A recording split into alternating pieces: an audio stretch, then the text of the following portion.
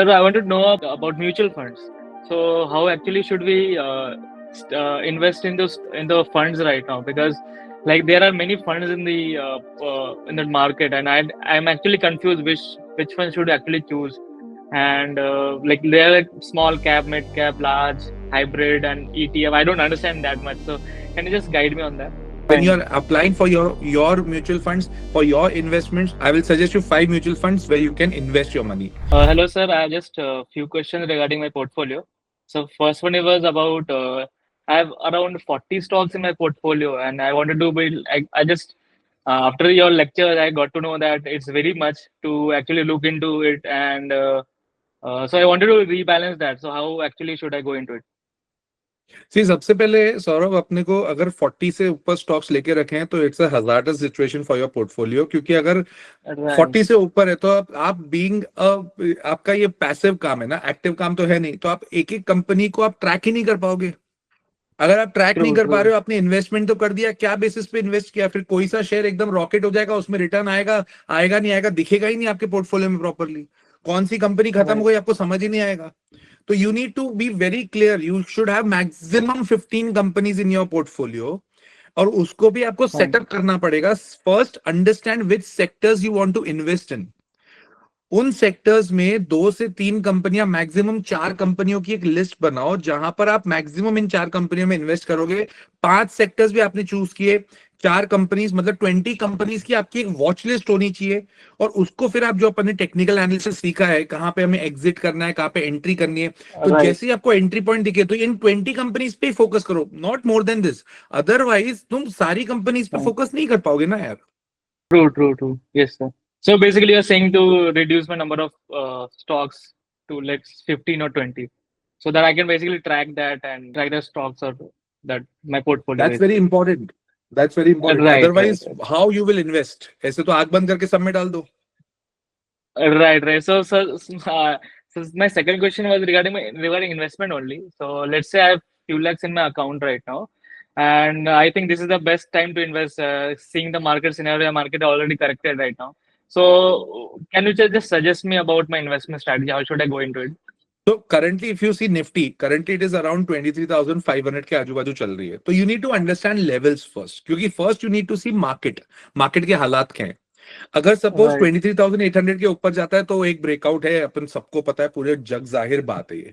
दूसरा नीचे 23,150 से 22,800 ये एक ब्लॉकिंग जोन है, अब सपोर्ट जोन बन जाएगा। अगर यहाँ पे मार्केट रुकता है तो obviously it's a good opportunity to enter. So first you understand right. Market के हालात क्या है। जो अपन ने लेवल सीखे हैं चैप्टर्स में, अलग अलग चैप्टर्स में Yes, किस तरह से लेवल्स देखते हैं, फिबोनाची को कैसे देखते हैं, बॉलिंजर बैंड Fibonacci. क्या करता है, इन सबको कनेक्ट करके देन यू अंडरस्टैंड कि आपके जो 20 स्टॉक्स अभी अपन ने बात करी थी, 20 स्टॉक्स जो आपके थे, उन 20 स्टॉक्स में आपका कौन सा ज्यादा रुझान बन रहा है, कहां पे कौन सा पैटर्न बन रहा है, और कौन से फंडामेंटली स्ट्रॉन्ग कंपनीज है। मैं मान रहा हूं कि आपने जो 20 कंपनीज ली हैं बिकॉज आपने कोर्स कर लिया है, तो ऑटोमेटिकली आपको पता रहेगा कि कौन सी स्ट्रॉन्ग Right, फंडामेंटल कंपनीज हैं। अब उसमें टेक्निकल अपॉर्चुनिटीज ढूंढो और उसमें लॉन्ग टर्म के लिए इन्वेस्ट करके रखो। This is how the process is. Process 1, right, market के हालात। सेकंड, फंडामेंटली स्ट्रॉन्ग स्टॉक्स का आपकी एक लिस्ट होनी चाहिए। और third, see the technical parts and then enter. right, right. Okay, sir. Fine, got it, sir. So my third question was regarding you said about Doji in the class. We have discussed a lot about Doji. So I want to know actually how does that work? That chart or that pattern, how does it actually work? यार doji सबसे खतरनाक pattern होता है, कब सबसे खतरनाक candle stick है, ठीक है।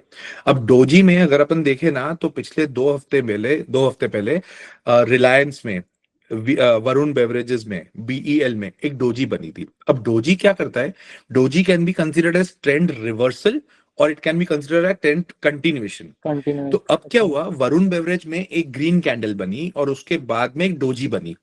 अब अगर ये Right. डोजी को क्रॉस करके वरुण बेवरेजेस के आगे निकल जाती है, पिछले जो हफ्ता था उसका हाई को क्रॉस करके निकल जाती है, तो ये और बढ़ेगी, राइट। Right. और Right. अगर सपोज वो डोजी को अगला कैंडल डोजी के नीचे क्लोज होता है तो वहां से हो सकता है मार्केट रिवर्स चले जाए, वरुण बेवरेजेस नीचे गिर जाए।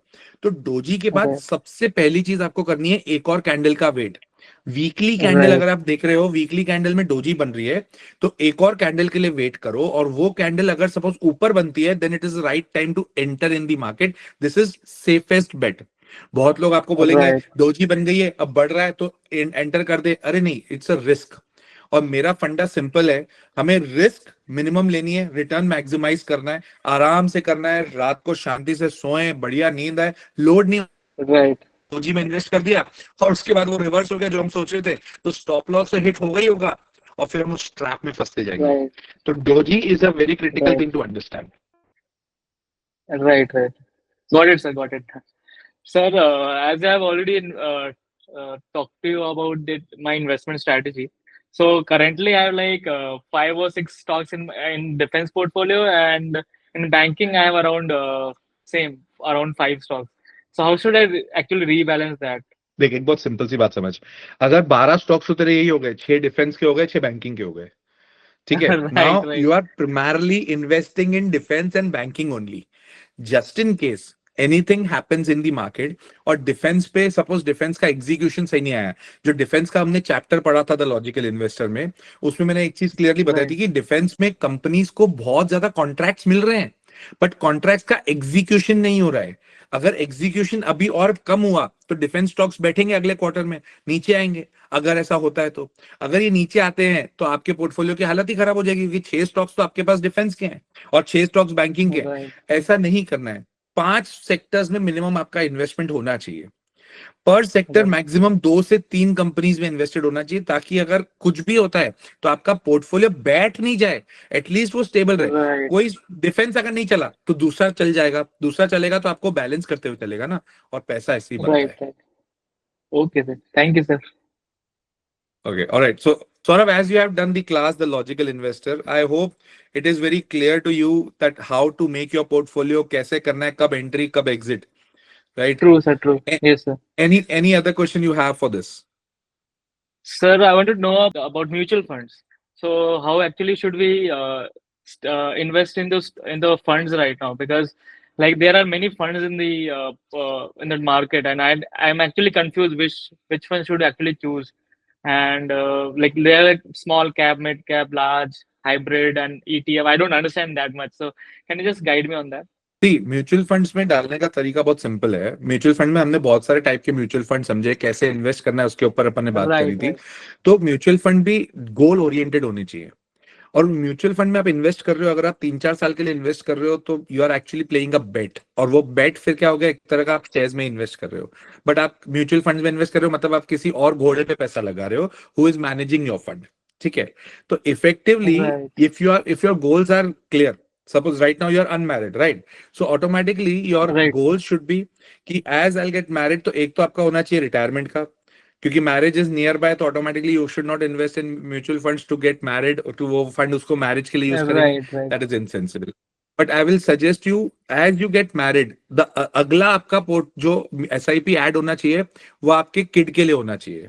That means start planning okay, funds for your kids, because you can't okay, believe, if you are in metros, if you are even in non metros, cost of education specifically for kids is increasing rapidly. India का inflation 8-9% right, से बढ़ रहा होगा, but यहाँ पे जो fees है वो 15-15, 20-20%, 10-10% से बढ़ रही है। इसको आप केटर कैसे करोगे? तो पहले उधर भी अपना गोल बनाते जाओ कि मेरे को उनके लिए भी पैसा इकट्ठा करना है। Plus invest if you are करना staying with your parents, I believe that parents के लिए भी रिटायरमेंट प्लान हमें करना चाहिए। एटलीस्ट 8-10 साल right, का तो अपन एक व्यू बना के रखें, ताकि 8-10 साल बाद उन्हें एक अच्छा चंक मिले और आपको अपना एक बहुत बड़ा इन्वेस्टमेंट तोड़ना नहीं पड़े, आपने धीरे धीरे उनके लिए ऑलरेडी बनाया हुआ है। And fourth should be your right, own investments. मैं okay, मान रहा हूं कि आपके पास इमरजेंसी फंड होगा ही होगा, अगर नहीं है तो right, इमरजेंसी right, फंड के लिए गोल्ड बीज खरीद के रखो। गोल्ड बीज में पैसा पैसा डाल के रखो, 2-3 लाख रुपए, 4 लाख उधर हो जाए तो उसको छोड़ दो, उसके ऊपर दिमाग ही नहीं लगाना है। But when you right, are applying for your mutual funds for your investments, I will suggest you 5 mutual funds where you can invest your money. मैं यूजुअली, आपने क्लासेस में भी सुना होगा, मैं usually SBI, right, HDFC, Kotak, Axis, इन सब में ही डालता हूँ। मेरे को प्राइवेट फंड हाउसेस थोड़े कम समझ में आते हैं। तो उसमें आप सबसे पहले आप इन्वेस्ट कर सकते हो एसबीआई लॉन्ग टर्म इक्विटी में, which will give you around 24% का return, which is good. But before going that, you should understand 15-15-15, जो अपने क्लास में अपने पढ़ा भी है, दैट 15,000 right, right, रुपीज पर right, month if you invest for 15 years, and if you are getting 15% return, 1 crore रुपए बनता है 15 साल बाद। तो यहाँ पे 24% है, right, तो ऑटोमेटिकली वो 15 साल नहीं लगेगा, वो करीब करीब 10 से 11 साल में वो कवर हो जाएगा आपका 1 करोड़ रुपए। उसके अलावा you can go for SBI B Sensex next 50 ETF, it's a good ETF, you can focus there. उसमें भी अराउंड 22-23% का रिटर्न आता है, it's good. HDFC focus 30 fund, उसमें 22% का रिटर्न आता है। HDFC flexi cap, because because you know एक अंदर ही अंदर रुझान होता है sir, small cap mid cap में भी डाले, तो फ्लेक्सी कैप में वो अपने आप बैलेंस करते चलते हैं। And then you can go for Kotak multi cap which gives around 19% का रिटर्न। ये 5 म्यूचुअल फंड्स के ऊपर ध्यान रखो, बहुत बढ़िया है, कोई दिक्कत नहीं है। Okay, fine, sir. Got it. Thank you, sir. Alright Saurabh, thank you for being here Saurabh, all the Yes, best, sir. And we will Yes, be sir. Connected, कभी भी आपको कुछ लगे, I am always there. Right.